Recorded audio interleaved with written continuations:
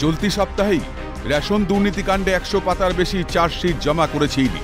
চার্জশিটের ছত্রে ছত্রে মন্ত্রী জ্যোতিপ্রিয় মল্লিক এবং তার ঘনিষ্ঠ ব্যবসায়ী বাকিবুর রহমানকে কাঠগড়ায় তুলেছে কেন্দ্রীয় সংস্থা। বাকিবুর ঘনিষ্ঠদেরও নাম রয়েছে ইডি চার্জশিটে। 100 কোটি টাকারও বেশি দুর্নীতি রেশন কাণ্ডে উল্লেখ চার্জশিটে। এমনকি এই দুর্নীতিকে মদদ দিয়ে আর্থিকভাবে লাভবান মন্ত্রী জ্যোতিপ্রিয় চার্জশিটে দাবি করে ইডি।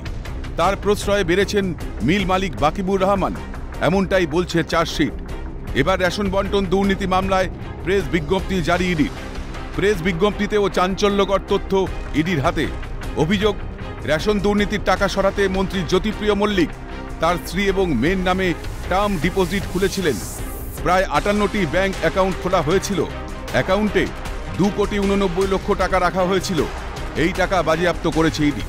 আর কি লেখা ইডির প্রেস বিজ্ঞপ্তিতে? ভুয়ো কৃষকদের নামে কেনা হয়েছে ধান। এই বেনিয়মে হাত ছিল রাইস মিল মালিক বাকিবুর রহমানের। আত্মীয় এবং মিল কর্মীদের ভুয়ো কৃষক সাজিয়ে ন্যূনতম সহায়ক মূল্য বকলমে ঘরে তুলতেন বাকিবুর। এমনকি তদন্তে উঠে এসেছে মন্ত্রী জ্যোতিপ্রিয় মল্লিকের নামে থাকা একাধিক সংস্থায় বিনিয়োগ হয়েছে দুর্নীতির অর্থ। বাকিবুর এবং জ্যোতিপ্রিয় দুজনেই জেল হেফাজতে রয়েছেন, তদন্ত চলছে। এদিকে জ্যোতিপ্রিয় মল্লিক শারীরিকভাবে অসুস্থ, হাসপাতালে ভর্তি।